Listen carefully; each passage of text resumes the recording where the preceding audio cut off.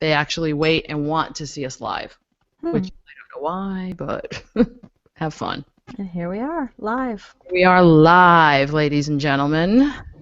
Happy fourth Sunday of Advent to you all as I try to fix my bangs into some semblance of order, which they don't want to go into today. So, okay, are we ready? We are ready. Just trying to think of what I'm going to play to. Oh, I think I know what I'm going to play to intro this. I've decided People Look East has had it. So, ready? In 3, 2, 1.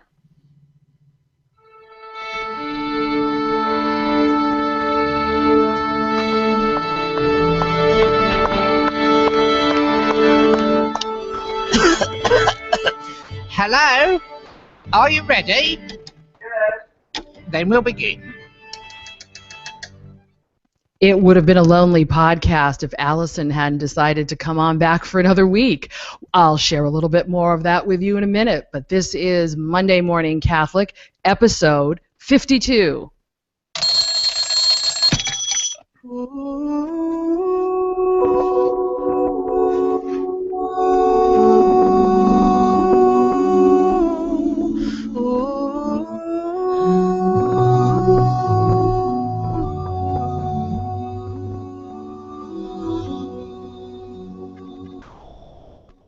Mary, did you know that your baby boy... Thought we'd start with a little pentatonics on this fourth Sunday of Advent with their lovely rendition of Mary, Did You Know? If you haven't gotten it, please go to iTunes and get it. Good morning, good afternoon, good evening. This is Monday Morning Catholic, episode 52. My name is Joanne Mercier, and I am so glad you are with us today because I really thought I was going to be.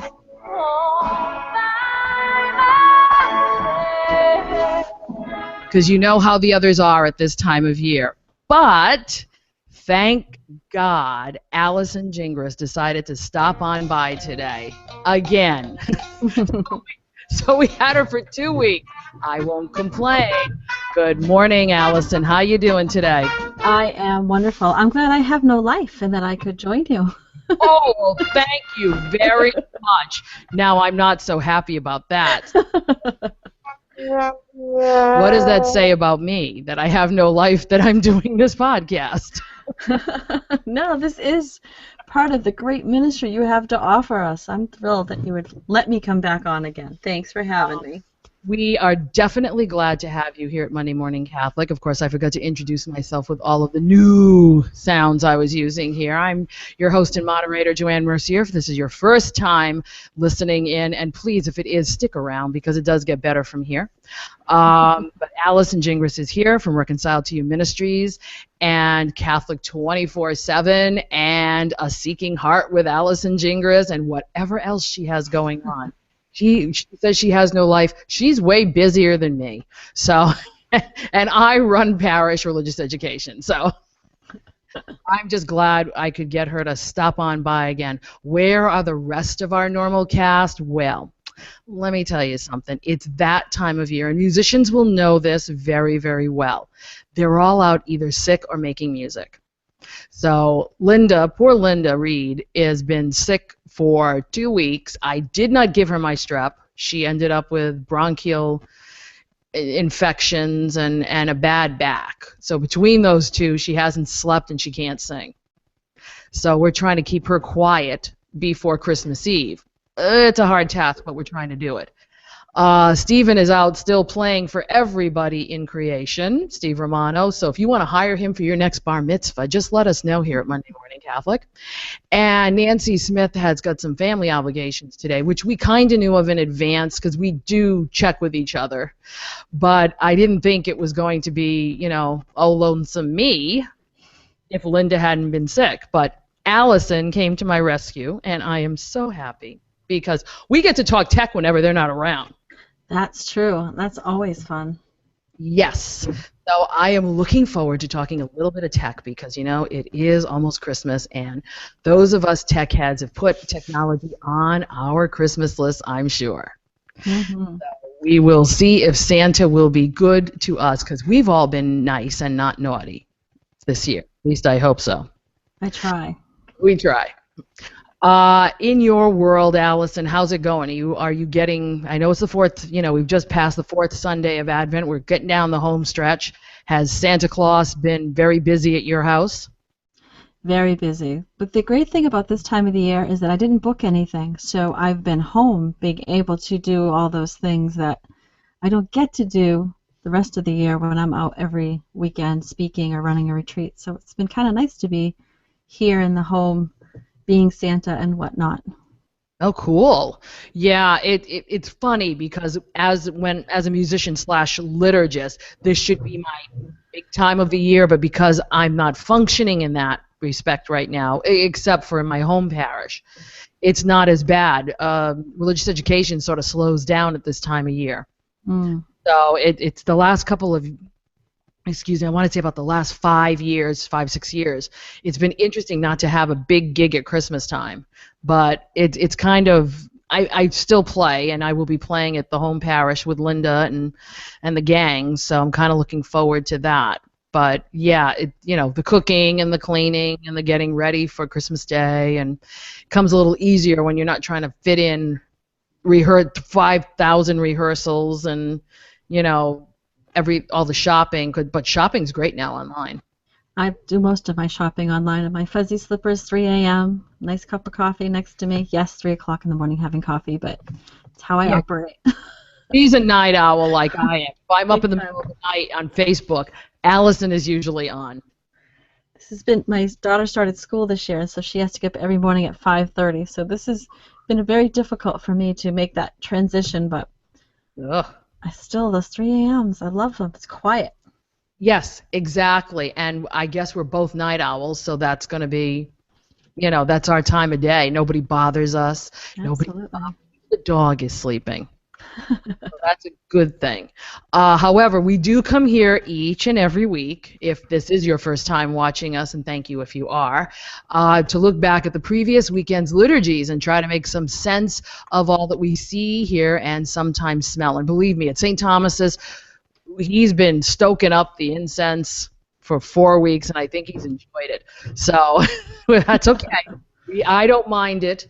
So there will be smells. I can always say we've had these nice aromatic smells the last couple of weeks, which has been nice. It sort of sets the season.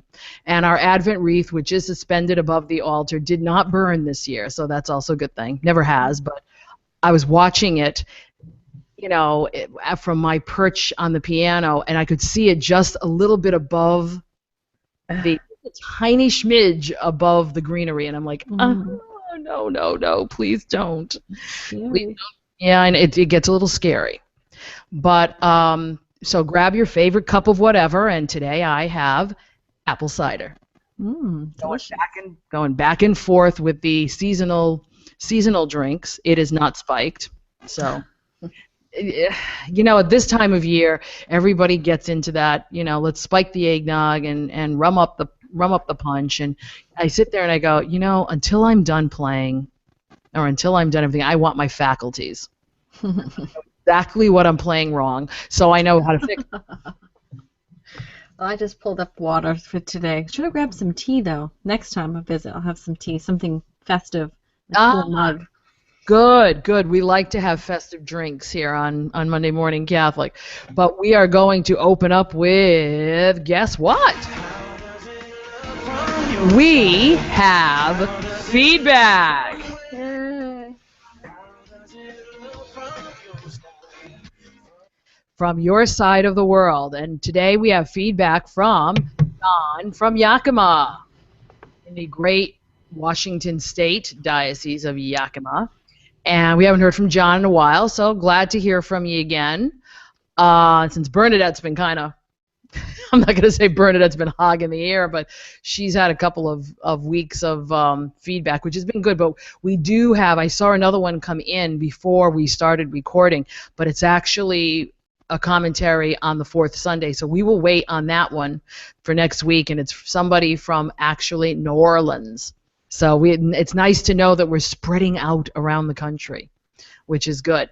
But this is from John from Yakima, and he mentioned some overall feedback from last week's show, saying that, Allison, that you're signing for your deaf daughter reminded him that an area of feedback for our listeners could be how their parish accommodates various handicapped people. Now, the Cranberry Catholic Collaborative, we do that. We have signing at, I think, 2 out of the 3 parishes. It might be all 3, but I know of at least 2 out of the 3 that's got sign language. And I know that we also have, at least at St. Martha and Mary, we've accommodated, and also at Sacred Heart, they've got like the first row is a double wide so that folks in wheelchairs can come in and sit there and be right up front. So yeah, we've kind of done that, but I think that's a very good suggestion, John, that we get some folks to let us know how they've accommodated handicapped folks in their parishes. When I was at St. Teresa's in Tiverton, where Nancy is, they built the renovation with niches so that you could put handicapped folks around the whole nave. So they didn't put them in one place. They kind of put them in a couple of different places, because not everybody wants to sit up front either. Well, that's a good point. Yeah, so that's kind of nice the way they did that. So again, if anybody else out there would like to chime in on that, please do so. We'll give you all the pertinent information in a few minutes on how you can do that. And then Nancy's emailed comment, because she was emailing us last week, that the parish she visited provided communion under both species, puzzled John because it's a standard in his diocese. John, I hate to tell you, it's not a standard in New England. No, it is not. No, it is not. And it varies from parish to parish, and it varies from pastor to pastor. So where you'll get it in one place and it'll be established for 10 or 12 years, the next pastor will come in and eliminate it. And it happened one time too many. So they go under the pastoral circumstances privilege, and that's how they can do it. Yes, it is allowed in the United States. Yes, it is encouraged under Vatican II, but when it's left up to the pastor, depends on how comfortable they are with it. However, he says that they have nearly 100 wineries in their diocese. Wow. I'm moving to, where is he? He's in on my way. Washington State. So you can head on up there. Well, I'm surprised. Now, I wonder if 100 in Washington State is more than California. I would want to know that answer, because I thought California was the winery state, but who knows?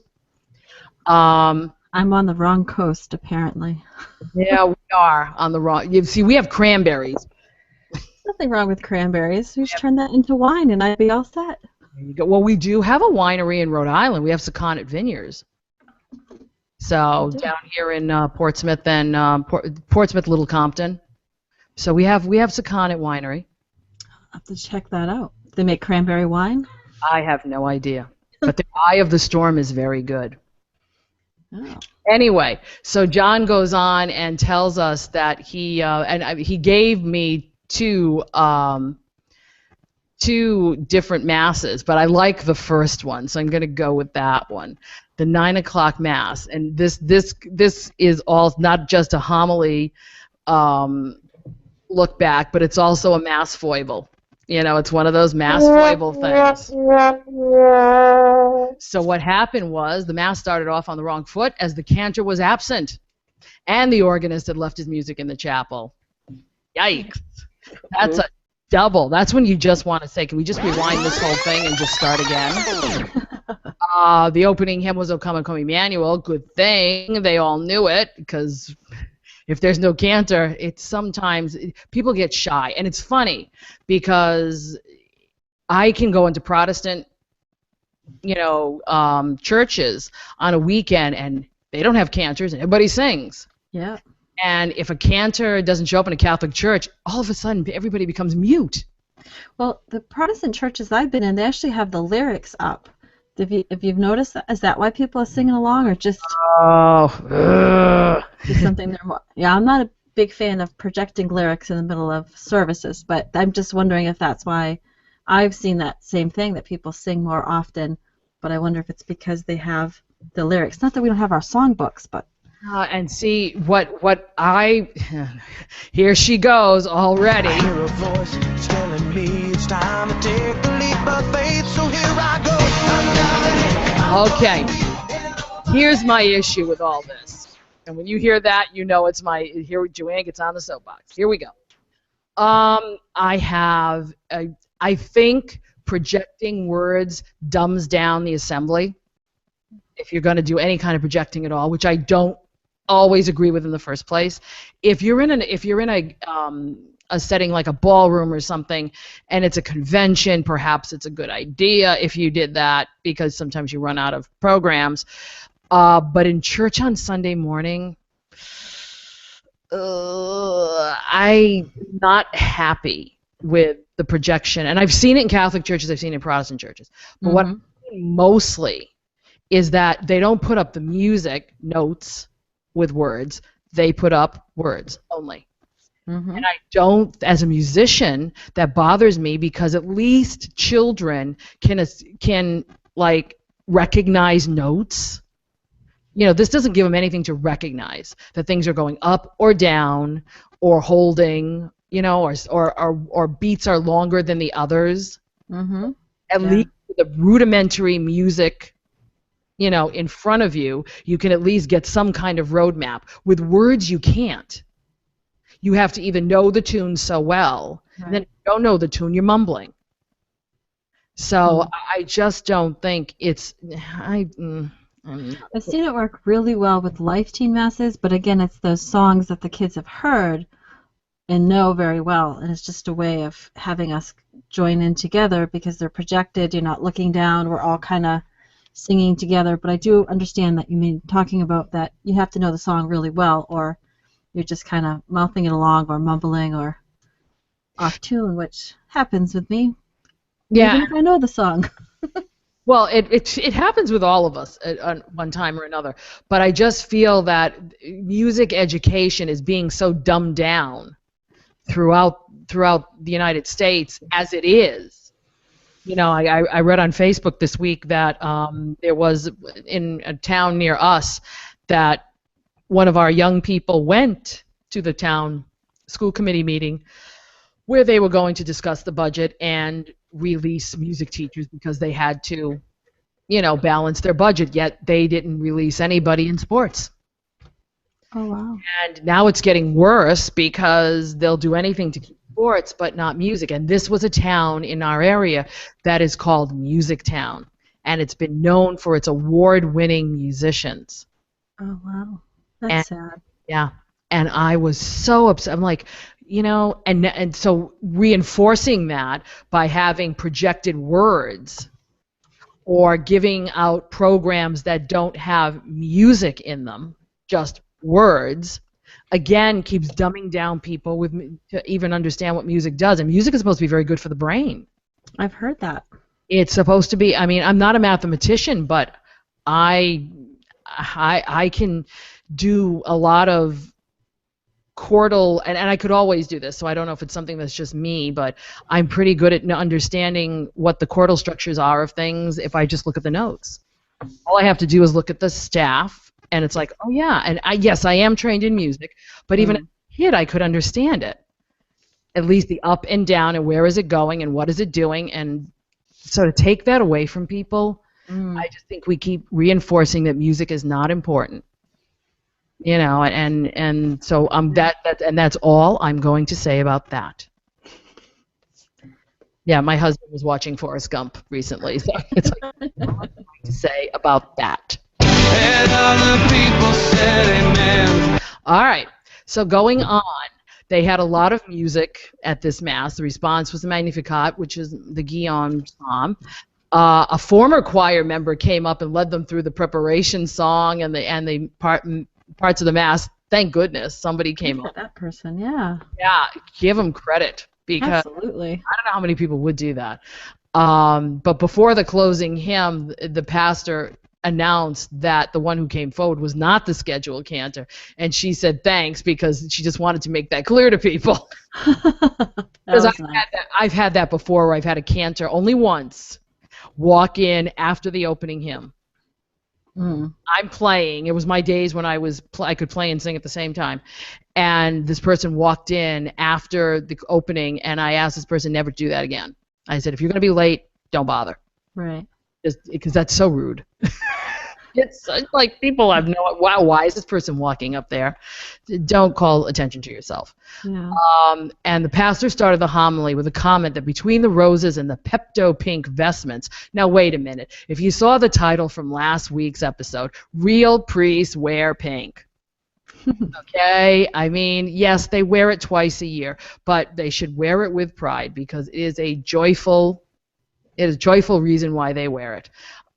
He felt like a thorn among roses. And John said that they think the Pepto-Bismol pink chasuble was made when polyester leisure suits were popular. Well, if you only have to use it twice a year, then I can understand. Okay? It's going to be an old vestment more than likely, but still good and still usable. Rejoice is the theme both in the second reading and the response. He continued on segueing into the year of consecrated life. Yes, we haven't mentioned this yet on the podcast, but we are in the year of consecrated life. And I think that's something we'll address a little bit more down the road. But we have these various years in the church that are dedicated to different aspects. And I think it's good to have, especially after what we saw in the United States with the nuns the past year, this is probably a good year to have right about now. Make people aware of that you don't have to be a part of the clergy to have dedicated your life to the church. And this is one aspect of it. The Sisters of the Holy Names of Jesus and Mary had renewed their vows at the Saturday evening Mass. He went on outlining several orders that have served their parish locally and that they face persecution from the world and sometimes from within the church. Unfortunately, yes. But then, before dismissing the catechumens and candidates, the pastor awarded the Parvulae Dei Award. Now, this is a Boy Scout award. To one of those scouts with both his mother and the scout leader looking on. So it's one of those Sundays where there's a lot of things happening after the homily. I'm glad to see that their parish is very active, and this is good stuff, especially on a Rejoicing Sunday. So, John, thank you for sharing. I would have loved to have been there and seen the organist just scrambling. If anybody watched... Now this was on, and I can call it up towards. Let me put that on hold. If you saw Saturday Night Live last week, and if you didn't see it on Facebook, I will call it up before the end of this podcast, so that you can see it. If not, I'll put it on the Christmas special. Actually, I probably should put it on the Christmas special. I think you should. It's absolutely hysterical. Definitely worth checking out. Yes, it's church. But on a Thursday. That's all I'll tell you. But thank you, John, for sending us feedback as usual. We always appreciate it. For the rest of you, if you'd like to send us some feedback, please do so. You can leave it right on our website, mondaymorningcatholic.net, in the comment box. You can send it by email to mondaymorningcatholic@gmail.com. You can put it up on our Facebook page and join in any of those discussions. We had a couple of discussions this week we're going to talk about a little bit later, so you can join in on that. Or here's my number, so call me maybe. You can call us on the voice feedback line, 774-955-0659. We'll repeat that again later on, because we do want to move into what y'all come here to hear every week. Do you hear what I hear? Do you hear what I hear? And I promise to play the entire song, well, a little bit more of the song on our Christmas show. Mm-hmm. Because you've heard it all year as that snippet. And I love Andy Williams. So it's the fourth Sunday of Advent, last Sunday in the Advent season. We all heard the same readings. So the readings this week were interesting in themselves. 2 Samuel 7 was our first reading, where David wishes to build a suitable house for the ark. How can he live in this beautiful palace and the ark is sitting out in a tent? Mm-hmm. And the Lord is trying to say, well, it would be nice if I had a suitable place too. Remember who I am. Psalm 89 was the was the proper psalm for the day. Forever I will sing the goodness of the Lord. That one is usually, anytime there's a reading about King David, that psalm is usually married to whatever the first reading is. It's also used at ordinations, about David being the servant of the Lord and being consecrated and all that. So if we're talking about the Ark of the Covenant and all that, perfect fit. Some of us were still using a common psalm this week. If you're doing one for the 4 weeks, we did 85 for 4 weeks. Lord grant us your salvation, which is very nice Jonkus arrangement. What were you using? Were you using Psalm 89 today, or? Well, today happened to be Sunday that I had to interpret the Mass for my daughter. Okay. So it's always a little more difficult because I'm kind of that whole thinking, kind of holding what I'm thinking and trying to sign it, and I don't always remember what it is I signed. But this doesn't seem familiar to me. I'm trying to think of the hand motions, the signs that go with these words, and I don't remember signing sing. So we might have done something completely different. I can't recall what it was. You could have done a common psalm. Perhaps. Yeah, you could have done a common psalm. If it comes to me, I'll let you know. I'm trying to picture what my hands were doing, but I can't at all remember. It's awful. When you can remember, let me know. Just to think about it for a few minutes here. Oh my goodness. We could wait, but then we'd be killing time. All right. Now, Romans 6 was our second reading, and it was another one of Paul's great fragmented verses that went nowhere. Oh, I love my Paul. Oh, I love St. Paul too, but the problem is I don't know if it's St. Paul or the lovely editors of our lectionary that sort of just take one piece and it's the one run-on sentence. Well, that's kind of how Paul talks. Like, Romans 7 has to be the best. I know what I'm supposed to do, but I don't really do what I'm supposed to do, but I really do know what I'm supposed to do, but yeah, I choose not to do it. Romans 7 is like the best run-on sentence ever in the Bible. Okay.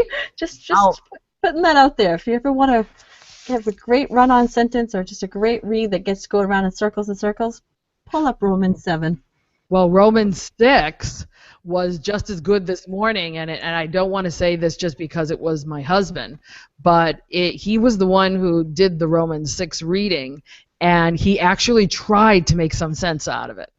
So I have to give him credit for that. The other lecture I had heard earlier in the morning just was like it was the run-on sentence.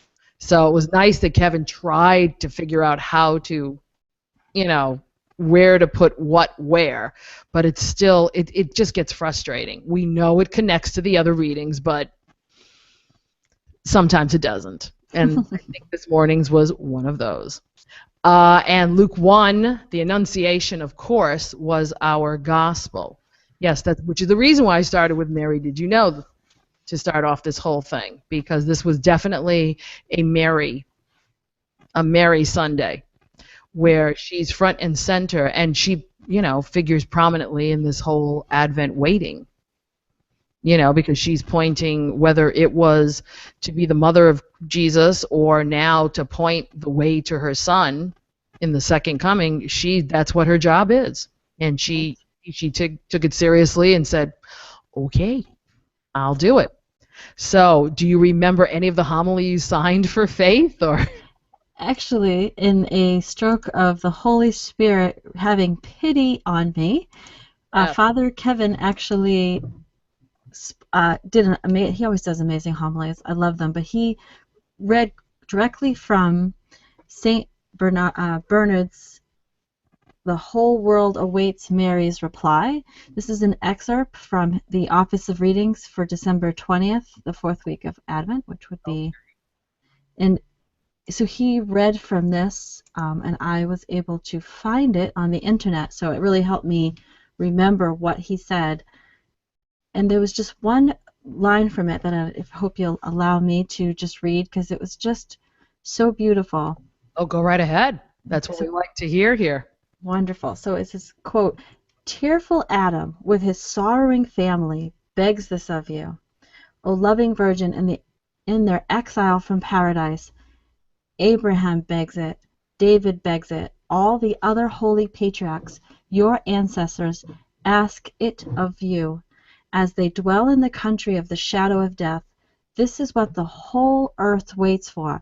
Prostrate at your feet, it is right in doing so, for on your word depends comfort for the wretched, ransom for the captive, freedom for the condemned, indeed salvation for all the sons of Adam, the whole of your race."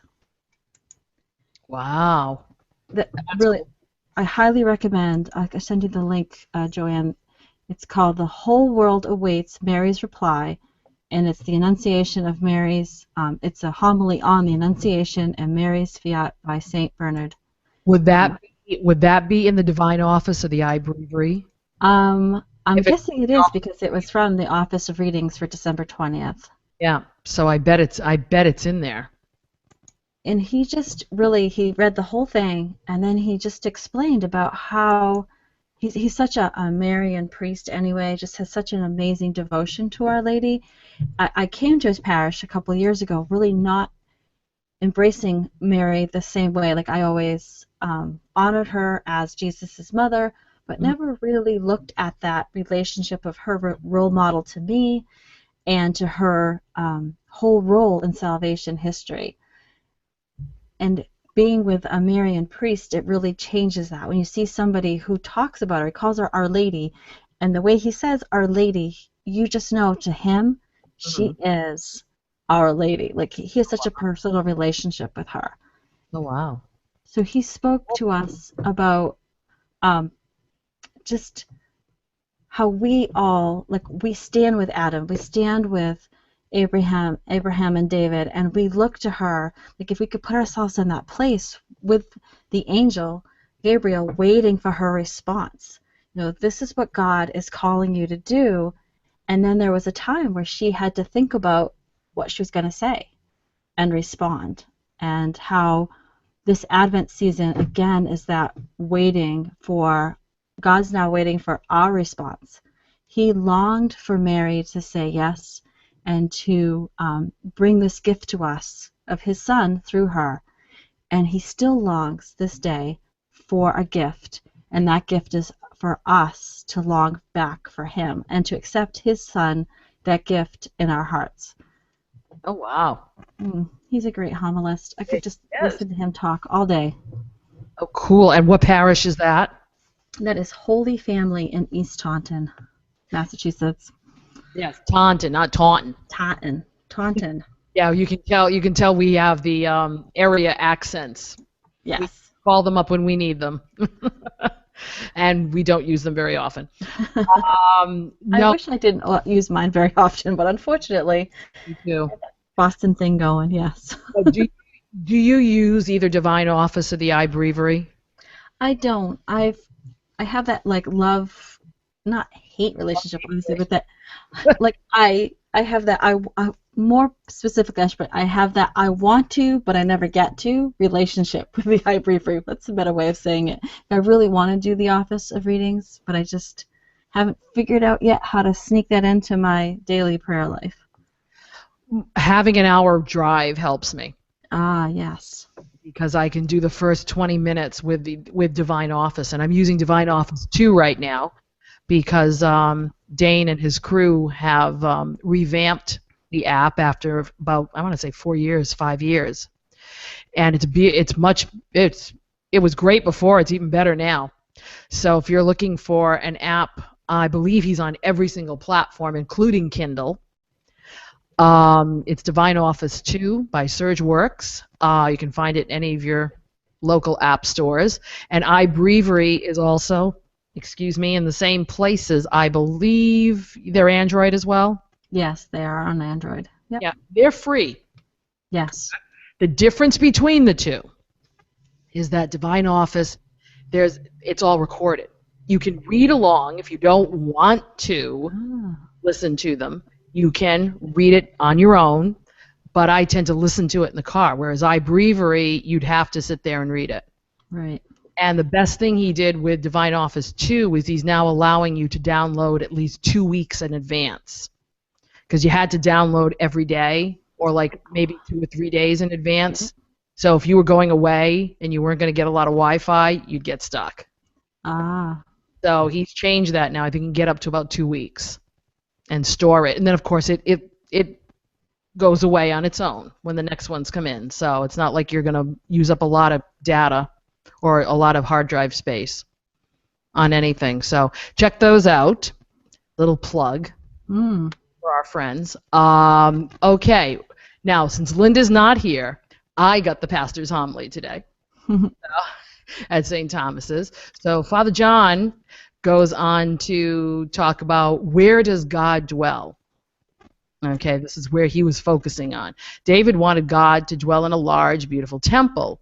Luke reminds us that God dwelled in the womb of the Virgin Mary.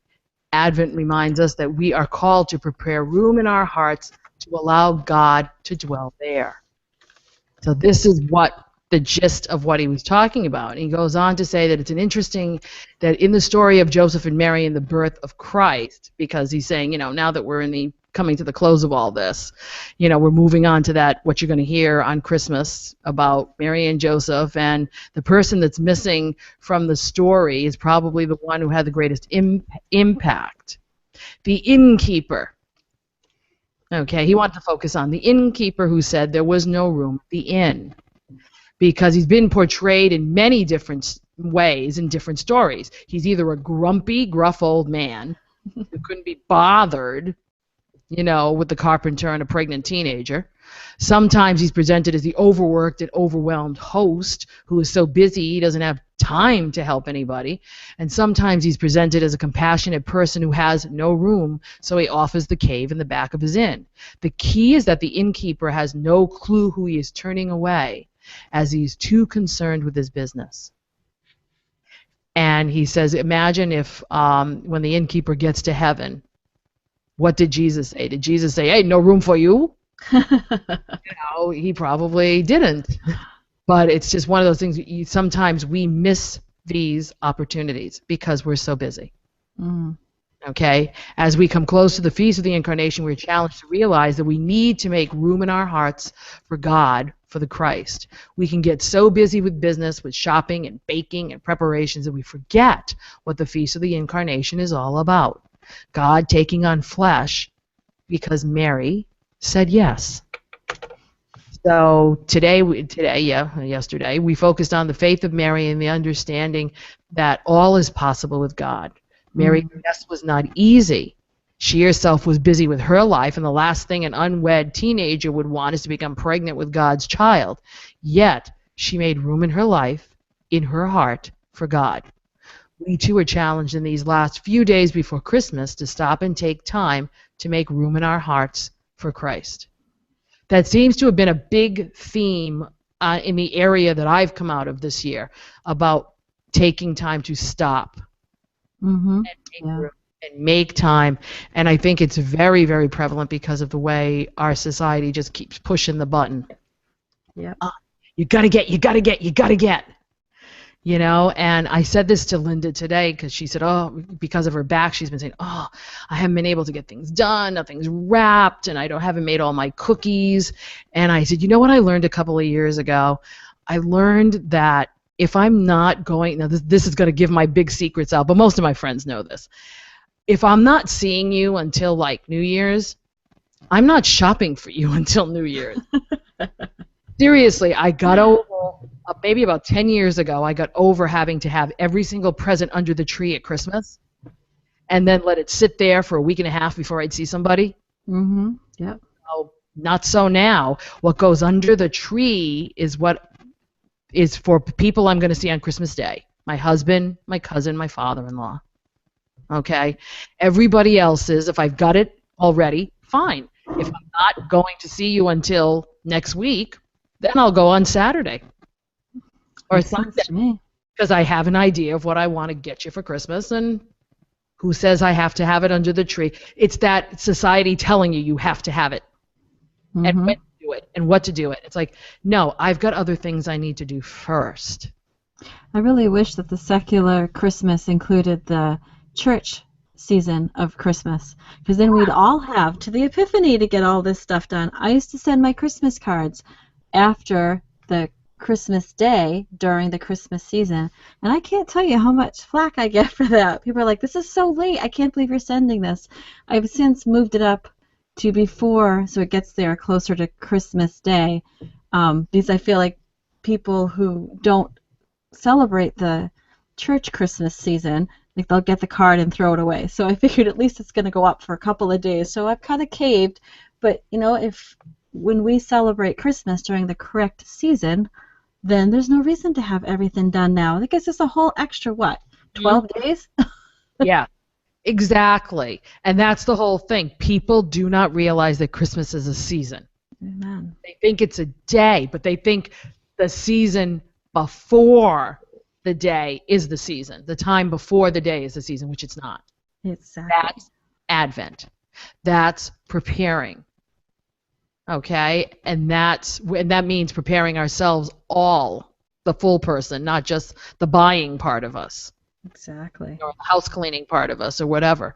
So, it's going to take a long time to turn around the Titanic, isn't it? I think so.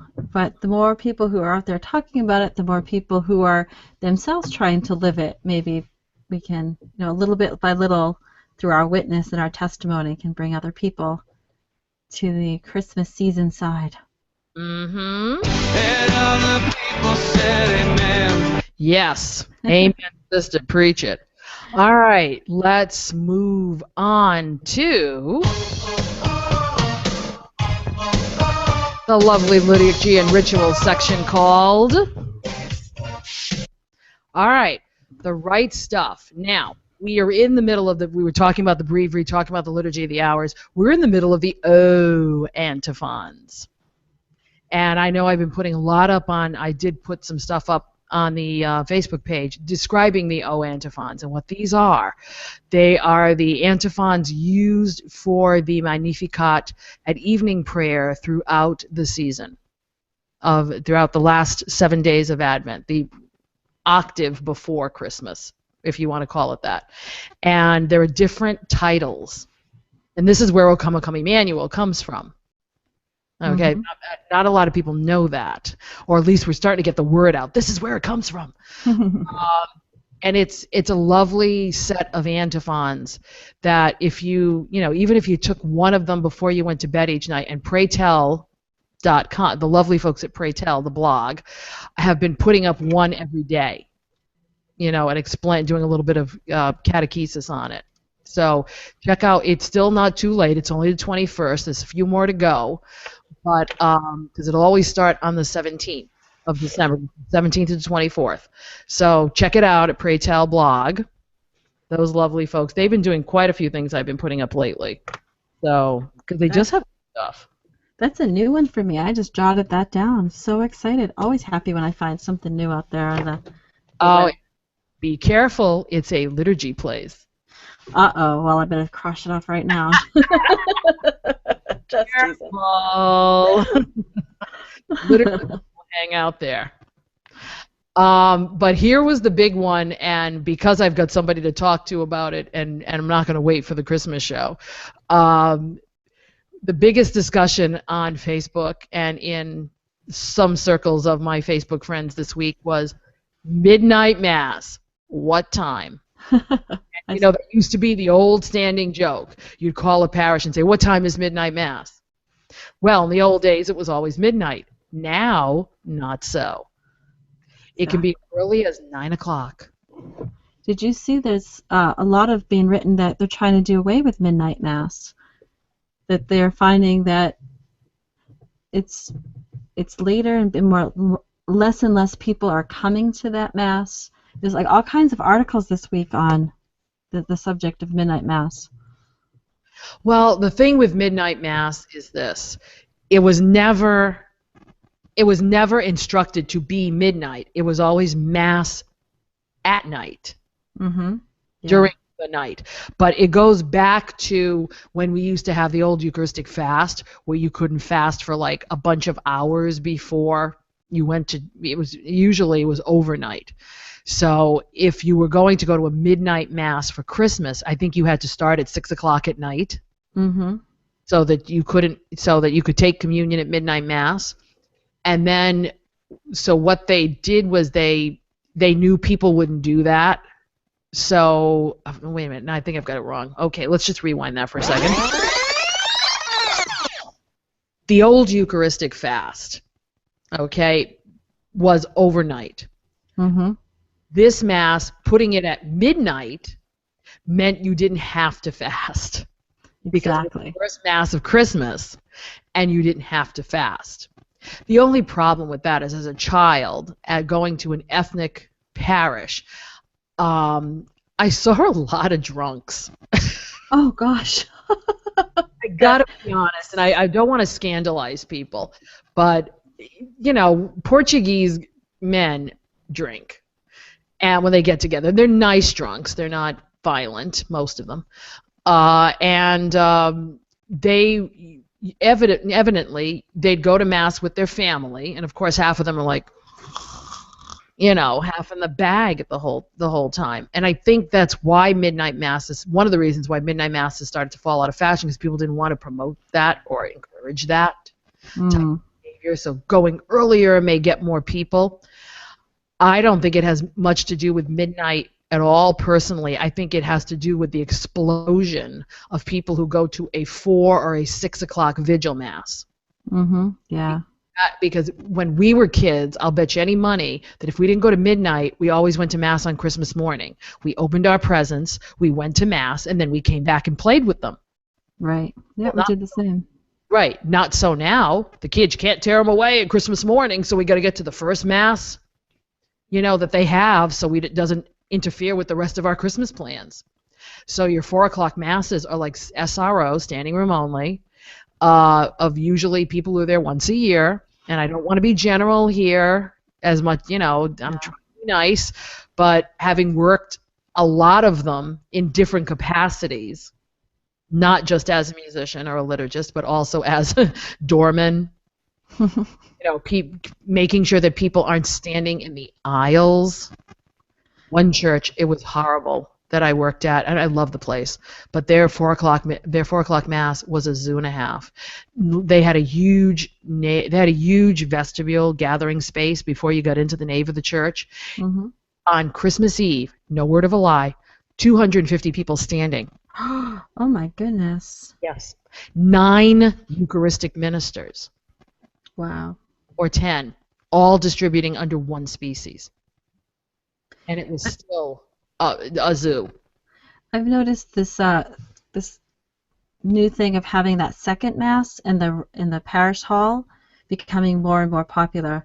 I know that East Taunton does it, Rainham does it, and I just heard this weekend that Bridgewater is another local church to where I am.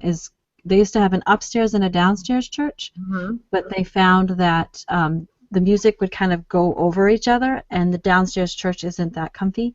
So they're going to move over to the parish hall, and it holds more people. So they're able to accommodate even more. So they'll start like 10 or 15 minutes later than the... in our collaborative Sacred Heart. Mass in the church, Mass in the hall, 4 o'clock. Mm-hmm. I fail to understand it as a liturgist. As a pastoral minister, I do understand it. It's better than having 17 deep in the church. Or people pulling in, seeing that it's packed, and pulling away. Yes. Like, I too feel like it's difficult to go in and you see, like, especially if you're a person who likes your normal seat. You come in and there's people everywhere. There's people everywhere. My husband used to say they should sell tickets to this Mass, and I always think, you know what? Somewhere, somebody's sitting there. God is going to touch their heart in this moment, and they will be back next week. So maybe it'll only be 2 or 3 of them, but this is the same Jesus that would have gone and found one sheep is very happy that that one sheep came to Christmas Mass, and they're going to come back again the week after.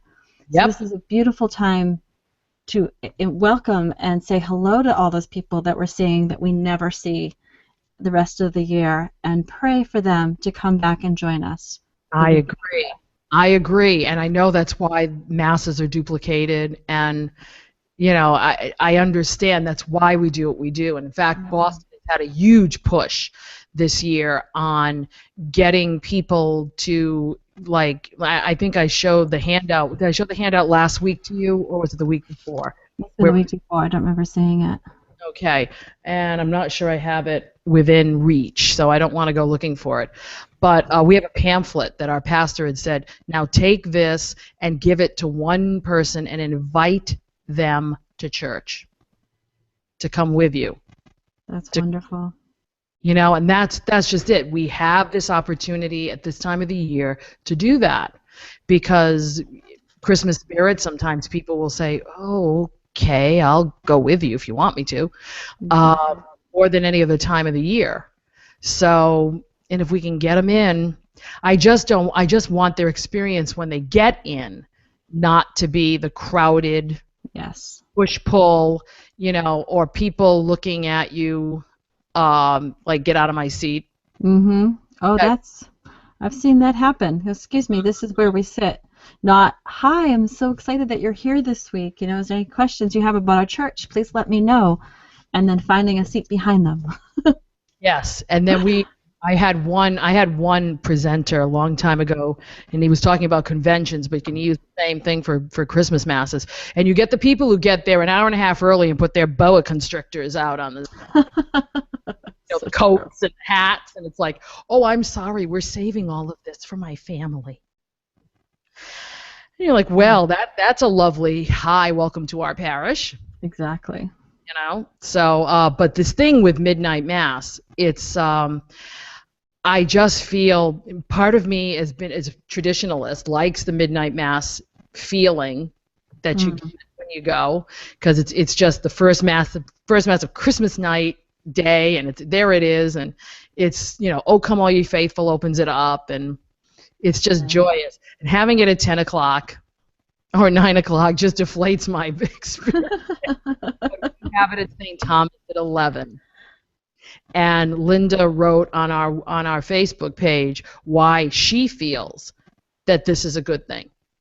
You know, and as we get older, I can totally understand it. You know, it's a lot easier to get people to show up, inquire, and, you know, I get it. But you know, and it doesn't say in the Roman Missal that it has to be midnight. It's just been a nice tradition that I'm kind of seeing dying out, and I'm kind of sad. But when I'm 75, I probably won't want to go to midnight mass either. My son is serving this midnight mass, so it'll be our first time going all together, including the 8-year-old. So we'll see how I feel the week after, if that was a good plan or not. Well, you send us an email and let us know how you made out. I've already told my husband I will be signing away, but do not force that little girl to watch me, because it will just all go downhill. If she looks, fantastic. If she doesn't, then she'll catch up with it. Yes. You'll be sleeping at midnight. Well, you never know. Kids sometimes think it's a great treat. Well, I had a friend that said she used to put her kids all to bed and then would wake them up to bring them to midnight mass. And it worked really well for them, and it was this really special tradition for her kids, and she's got 5 of them. So hey, if that works, if you can dispel the Santa stuff, you know, or say, you know, Santa wants you to go to mass, you know, and he'll come by after you go to bed after midnight mass. That can sometimes work. Hey, right now I got a friend who's using Elf on the Shelf as a way to keep her kid from, you know, that's you, isn't it? No, I don't use Elf on the Shelf. Okay, well, there's also Mensch on the Bench. There's I heard about that. That's great. All these different things. All right, so we'll see on the next weekly podcast how people who had midnight mass made out, because I know Stephen has midnight mass, and the rest of us don't. So we'll probably have a discussion on that next week. as to how we made out for midnight mass. One more section for today's show. Can you hear me now? Fly bow to you. Is our lovely technology and evangelization Yay. called Can You Hear Me Now? Okay, so what gadget do you want for Christmas, Miss Allison? I have two on my list. I have the iPad Air 2. Hey, come on over to the dark side, honey.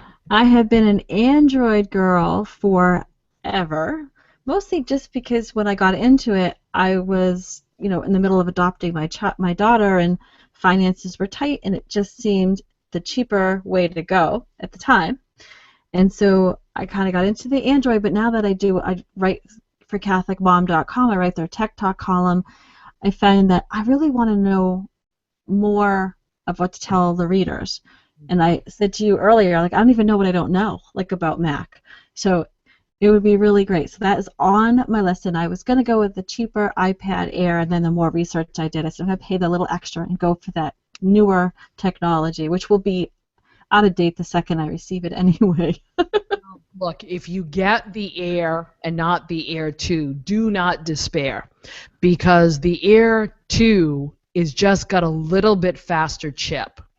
I have an Air myself, first generation Air, and I love it. It's fast enough for me, and I'm somebody who needs speed on my devices. And other than the Air 2 will give you 64 gig for the same price as 32 for mine. That's the only other difference. If you're a space hog, you might want to get the 64. I know next time around I'll be happy to get the 64 because I am a space hog on my iPad, because it's my iPad that's running all of these lovely things. It's a miracle, a true. So my iPad does a lot for me. So you're going to love it. I can't tell you how much you're going to love an iPad. And there's apps that I can't even get, that I see, there's this great rosary app that just seems phenomenal from Holy Cross Family Ministries, but I can't get it on Android, so I'm definitely ready to start double dipping. Right, because what happens is more people develop for the App Store, which is Apple's App Store, than the Google Play Store, which is Android's. So they also find it harder to develop for Android because every version of Android is a little bit different. So Jelly Bean is different from Kit Kat, which is different from, I believe, is Lemonade is the next one. I try to keep track of it. Or Gingerbread, or, so each one's a little bit different. So when you're developing for Android, you're developing for every single one of those systems that comes out, rather than just Apple, which has one standard, and it gets tweaked as it goes through its different iOS numbers. But I'm totally pleased, being a total Mac head, and I have been for about 6 or 7 years now. So, and I extol everything about it. I like being in the walled garden. It's pretty there. It's pretty there. It's very pretty. What was the other thing you wanted? One of those Fitbit type devices. There's 4 different kinds that are out there, so I need to do some research and see which one gives me the most technological bang for my buck. I don't want to just know how many steps I take. I want to know everything. I want to know heart rate. I want to know sleep. I want to know my patterns and my habits. So, well, if you're coming over to the dark side, I'd wait for the Apple Watch. The Apple Watch is supposed to have most of that. It's the big health kit has, I guess, all of that plus more. And then the Apple Watch is also going to be able to use the same technology as we do on the iPhone 6 of Apple Pay. So you can actually pay with your watch. That's cool. Until I lose my watch, and then it's not so cool anymore. I'll tell you, it's cool paying with this thing. I can't pay with it, use it in a lot of places yet, but when I sit there, stand there over the little machine, and I just hold it over there, and it, and I hold the little one touch from my fingerprint reader, it's a gas. That's neat. Goes right on my credit card. Goodbye. Nobody takes my card. It's a lovely thing. That's cool. What's So- on your list? Do you have anything on your list? Apple Watch, but is not going to be out until February or March. So that's probably going to be a Valentine. I'll probably look for Valentine's Day. The only other thing, I was going to try to see if I could get myself a Nexus 7 because I want to play in the Android side since I don't know Android at all, and I get handed Android phones to fix, and I'm like, I don't know how to do this. I know everything. No, I don't. But I think what I'd like is a Kindle. Now, somebody would say, why do you want to have a Kindle if you can read Kindle on your iPad or your iPhone? Well, here's the deal. I find, number one, reading on the phone, even though this is an iPhone 6, still a little small if I'm going to do it for a long period of time. It's one thing if you're in line. Agree. On the iPad, I'm so ADHD that if I get one of those drop-down notifications that says somebody on your Facebook page has something to say to you, I'm out of the Kindle and onto the Facebook page. Right there with you. So, plus, and I got to admit it's the only fault of the iPad, reading outside is not good because of the glare. So a Kindle might force me, because I used to be a voracious reader, and I don't read I read articles, but I don't read books anymore. And I'd like to get back to reading books. I have 1, 2, 3 books sitting in my Kindle trying to be finished. One of them is Jennifer Fulwiler's book. And I can't get to it because I'll start page 1, 2, 3. Ooh, there's something. Let me go to Twitter. If I'm lucky to get a Kindle, I hope I get a Paperwhite because the Paperwhite's supposed to be one of the better, reading devices. And maybe I'll get serious again about reading. It's the only gadgets. I've got the gadgets. I have my gadgets. Yeah. And then I ended up with a new computer a couple of months ago, so that would have been probably the thing I'd asked for if I really wanted it. But I've got enough gadgets to play with. If my Zoom ever breaks, I'll have to get a new one. But other than that, well, we hope that everyone else is putting lots of things on their gadget Christmas list. If you were to suggest a gadget for somebody, what would you suggest? Off the top of your head. Off the top of my head, probably a tablet, just any tablet, like whatever your operating system of choice is. I think a tablet is definitely one of those gadgets I think everybody needs because of the versatility of it. It's your computer, it fits into your hand. It's crazy, but it's bigger than your phone. You can do a little bit more with it, but that would be my suggestion, a tablet, any tablet. All right, and I would probably go along with that and say if money is really tight and you can only get one thing, a phone or a tablet, I would end up getting the 6 Plus, the iPhone 6 Plus. Kevin has that. Even though it's too big for me because I can't put it in a pocket, my phone has to fit in a pocket. It's big enough that it can serve as that tablet/phone, or as they call it, phablets. It does serve in that direction. And Kevin loves it. Even though he loves his iPad, he loves that phone because he can actually, at his age, read it a lot clearer because it's bigger. Bigger. But I think if that would be my suggestion, would be the iPhone 6 Plus. It's a wonderful device. And I'm only half jealous. If it was just a tad smaller and fit in a pocket, I'd be happy. I would have gone. But the 6 is fine. I love my 6. So no problem there. Well, we are at the end of another show. Thank you so much, Allison, for coming on and doing this. I was gonna try to play something in the background, but let me just do my wrap up quickly. That if you want to leave us any feedback or even just Christmas greetings, you can especially put them up on the Facebook page. I'm kind of hoping folks will take the opportunity, of our listeners and viewers will take the opportunity over the holiday season to drop us a little Christmas cheer on our Facebook page, facebook.com/Monday Morning Catholic. And if you haven't liked the page yet, please do so. We'd love to have more people.